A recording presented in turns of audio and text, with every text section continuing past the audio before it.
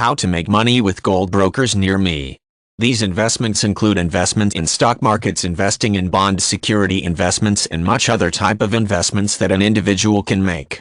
There are many investment agencies through which an individual can get insured, which provide almost all types of investment, which also includes gold and IRA investments.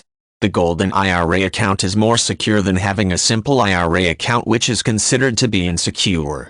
This is the reason why gold is considered to be the most desired metal for investment. With every variation in the economy, retirement plans get older and less useful, and hence investors find little advantage for the times to come.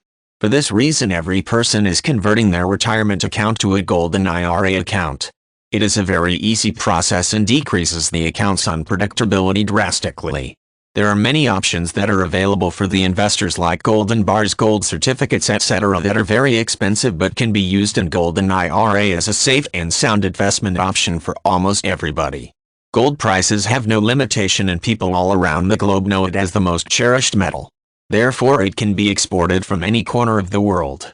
This is the reason why the gold is considered as the metal of the financial security. Similarly, gold and IRAs are considered as the most secured investment that completely holds the future, and government also controls the finance and lives of the investors.